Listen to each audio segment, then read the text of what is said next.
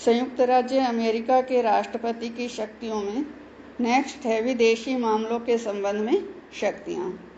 इसमें first point है विदेश नीति का निर्माता एवं संचालक।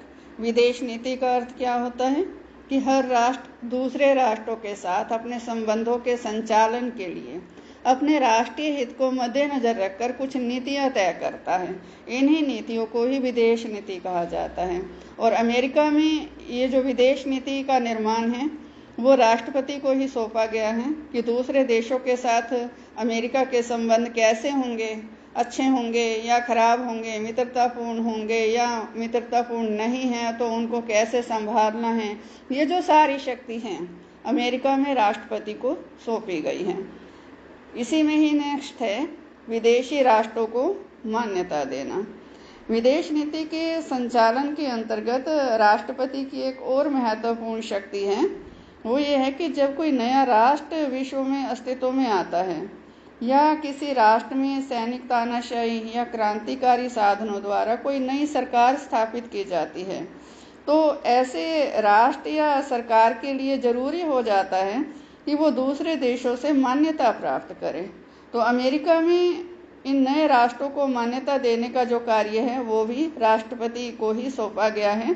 दूसरे जो नए राज्य अस्तित्व में आते हैं उनको मान्यता देने का कार्य राष्ट्रपति का ही उत्तरदायित्व है। जैसे कि 1971 में बांग्लादेश अस्तित्व में आया। इस तरह से विश्व में कोई भी नया राष्ट्र अस्तित्व में आता है तो उसको अन्य देशों के द्वारा, अन्य देशों के जो प्रमुख हैं उनके द्वारा मान्यता दी जाती है। ये एक परंपरा है।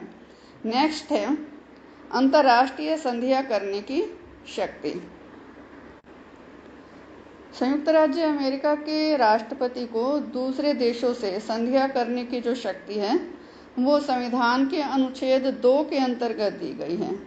लेकिन राष्ट्रपति इस शक्ति का जो प्रयोग है वो वास्तविक रूप में अपनी इच्छा से नहीं कर सकता, क्योंकि उसके द्वारा जो भी अंतर्राष्ट्रीय संधियां की जाती हैं वो सीनेट की ओर से स्वीकृत होनी बहुत जरूरी है। संविधान में ये व्यवस्था की गई है कि राष्ट्रपति दूसरे देशों के साथ संधियां कर सकता है, लेकिन उस द्वारा की गई अंतर्राष्ट्रीय संधियां तब तक लागू नहीं की जाएंगी जब तक कि सीनेट के जो उपस्थित सदस्य हैं वो 2/3 बहुमत से उन संधियों को स्वीकार नहीं कर लेते। माने सीनेट की जब तक 2/3 बहुमत की स्वीकृति नहीं होगी राष्ट्रपति द्वारा की हुई जो संधियां हैं वो लागू नहीं हो सकती। नेक्स्ट है कार्यकारी समझौते तथा व्यापारिक समझौते। अब सीनेट से जो संधियों को स्वीकृत कराने की जो मुश्किल है उसको मद्देनजर रखते हुए कई बार जो राष्ट्रपति है वो अंतर्राष्ट्रीय संधियां करने की बजाय दूसरे देशों के जो प्रमुख हैं उनके साथ अंतर्राष्ट्रीय समझौते कर लेते हैं, जिसे कार्यकारी समझौता कहा जाता है। तो ऐसे ये जो कार्यकारी समझौते होते हैं इन्हें सीनेट से पास करवाने की आवश्यकता नहीं होती। इन समझौतों के द्वारा राष्ट्रपति दूसरे देशों की सरकारों के साथ कई तरह के जो महत्वपूर्ण प्रबंध है वो कर लेता है। और ये कार्यकारी समझौते विदेशी संबंधों के क्षेत्र में उतने ही महत्वपूर्ण होते हैं जितनी की अंतर्राष्ट्रीय संधियां, लेकिन इन पर वो जो सीनेट की स्वीकृति की बाध्यता है वो लागू नहीं होती। नेक्स्ट है इसमें वैधानिक शक्तियां या विधान पालिका संबंधी शक्तियां। इसमें फर्स्ट है कांग्रेस को संदेश भेजना। कांग्रेस किसका नाम है अमेरिका में? विधान पालिका का। विधान पालिका को कांग्रेस नाम दिया गया है अमेरिका में। संविधान के दूसरे अनुच्छेद के 3रे भाग में ये व्यवस्था की गई है कि राष्ट्रपति समय समय पर कांग्रेस को राष्ट्र की स्थिति के बारे में सूचना देता रहेगा और उसके विचार के लिए ऐसे सुझावों की सिफारिश करता रहेगा जो उसकी दृष्टि में आवश्यक तथा उपयोगी हैं। तो ऐसे में जो राष्ट्रपति है वो वार्षिक संदेश भेजने का अधिकार रखता है कांग्रेस के समक्ष। इन संदेशों में राष्ट्रपति कांग्रेस के सामने देश की स्थिति का वर्णन करता है और देश की समस्याओं की ओर कांग्रेस माने जो देश की विधान पालिका है उसका ध्यान आकर्षित करने का कार्य करता है और उन समस्याओं के संदर्भ में कानून पारित करने की सिफारिश करता है। इस तरह के जो संदेश हैं राष्ट्रपति दोनों सदनों के सामने चाहे तो मौखिक रूप से भी पढ़ सकता है या लिखकर भी कांग्रेस के दोनों सदनों के पास ये संदेश भेज सकता है। और आजकल क्या है कि जो राष्ट्रपति हैं ये संदेश अपने मुख से पढ़ते हैं, माने मौखिक रूप से पढ़ते हैं, तो ऐसे में रेडियो और टेलीविज़न पर इनका प्रसारण हो जाता है, जिसके कारण जो राष्ट्रपति के जो विचार हैं ये जनता तक भी पहुंचते हैं और ऐसी परिस्थितियां उत्पन्न कर दी जाती हैं जिससे कि जो जनता है वो कांग्रेस पर उन कानूनों को पास करने का दबाव डालती है।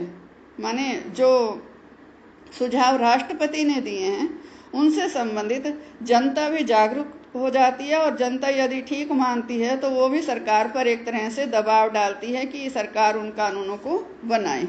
इन संदेशों के बारे में हालांकि जो अंतिम निर्णय है वो कांग्रेस ने ही लेना होता है और फिर भी ये संदेश आमतौर पर कांग्रेस द्वारा स्वीकार कर लिए जाते हैं और खासतौर से उस समय जब कांग्रेस में उसी दल को बहुमत प्राप्त हो जिस दल से राष्ट्रपति संबंध रखता है, तो फिर ये संदेश बहुत ही महत्व रखते हैं। और वास्तव में ये देखा गया है कि कांग्रेस द्वारा पास किए गए ज़्यादातर जो विधेयक होते हैं वो राष्ट्रपति द्वारा भेजे गए संदेशों पर ही आधारित होते हैं।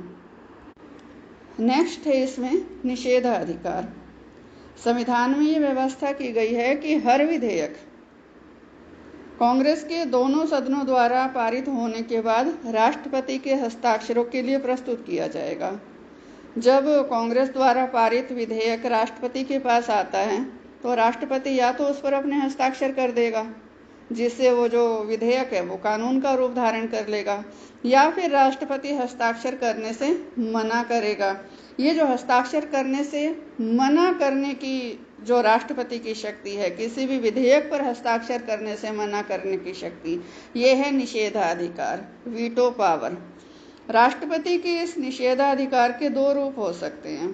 पहला ये कि जब कांग्रेस कोई विधेयक पारित करके राष्ट्रपति के पास भेजती है तो राष्ट्रपति प्रत्यक्ष रूप से उस पर अपने निषेधाधिकार का प्रयोग कर सकता है, माने हस्ताक्षर करने से मना कर सकता है और उसे वापस कांग्रेस के पास भेज सकता है।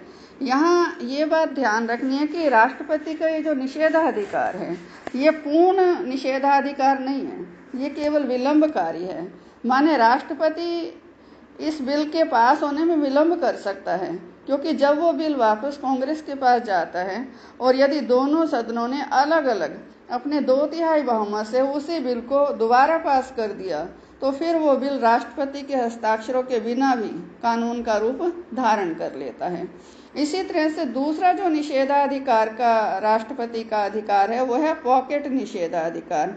यदि कांग्रेस किसी विधेयक को पास करने के बाद जब राष्ट्रपति के पास प्रस्तुत करती है और 10 दिन के भीतर ही कांग्रेस का अधिवेशन समाप्त हो जाता है और ऐसे में यदि राष्ट्रपति ने उन 10 दिनों में उस बिल पर कोई कार्रवाई नहीं की तो वो बिल अपने आप ही समाप्त हो जाता है। तो ऐसे जो निषेधाधिकार है उसे पॉकेट निषेधाधिकार कहा जाता है। नेक्स्ट है इसमें कार्यकारी आदेश जारी करने की शक्ति। कांग्रेस जो कानून बनाती है उनको लागू करने का जो उत्तरदायित्व है वो भी राष्ट्रपति पर है और अपने इस उत्तरदायित्व को निभाने के लिए राष्ट्रपति को कई तरह के जो कार्यकारी आदेश हैं वो जारी करने होते हैं, जिससे कि कांग्रेस द्वारा जो पास किए गए कानून हैं वो भी लागू होते हैं और ये जो कार्यकारी आदेश हैं इन्हें भी कानूनों के समान ही मान्यता प्रदान की गई है। इसके अलावा कांग्रेस को इतने अधिक कानून पास करने होते हैं कि उसके पास इतना समय ही नहीं होता कि वो हर कानून को विस्तृत रूप से पास कर सकें। तो ऐसे में जो नॉन कंट्रोवर्शियल नेचर के विधेयक होते हैं उनको कांग्रेस सिर्फ उनकी रूपरेखा, उनका जो ढांचा मात्र है वो पास कर देती है और फिर उनमें जो रिक्त स्थानों की पूर्ति है वो जो काम है वो कार्यपालिका पर छोड़ दिया जाता है। तो ऐसे में जो राष्ट्रपति हैं, राष्ट्रपति पहले इनमें नियम और अधिनियम पास करवाता है। राष्ट्रपति के आदेशानुसार ये जो इसमें रिक्त स्थान छोड़ दिए गए थे, राष्ट्रपति के आदेशानुसार उन रिक्त स्थानों की पूर्ति होती है, नियम और अधिनियम पास किए जाते हैं और इस प्रकार से जो नियम और अधिनियम हैं जो इसमें राष्ट्रपति के आदेशों से एक तरह से ऐड किए गए हैं, उन्हें भी कानून के समान ही मान्यता दी जाती है। इसके अलावा युद्ध या संकट की स्थिति में भी राष्ट्रपति को अनेक तरह के जो प्रशासकीय आदेश हैं वो जारी करने का अधिकार दिया गया है। नेक्स्ट है इसमें विशेष अधिवेशन बुलाने की शक्ति। संविधान के अनुसार कांग्रेस का वर्ष में कम से कम एक अधिवेशन होना अनिवार्य है और ये अधिवेशन हर वर्ष की जो 3 जनवरी है उस दिन होता है। लेकिन संविधान के अनुच्छेद 2 के अंतर्गत ये व्यवस्था की गई है कि राष्ट्रपति को कांग्रेस के दोनों सदनों का या किसी एक सदन का विशेष अधिवेशन बुलाने का भी अधिकार है। राष्ट्रपति ऐसा विशेष अधिवेशन तभी बुलाता है जब देश में कोई विशेष स्थिति उत्पन्न हो गई हो या फिर अंतर्राष्ट्रीय क्षेत्र में कोई महत्वपूर्ण घटना घट गई हो। जब राष्ट्रपति विशेष अधिवेशन बुलाता है तो वो कांग्रेस के जो सदस्य हैं उनको ऐसा अधिवेशन बुलाए जाने का जो कारण है वो भी साथ ही साथ सूचित करता है। राष्ट्रपति की जो अन्य शक्तियां हैं उस पर चर्चा हम कल करेंगे। धन्यवाद।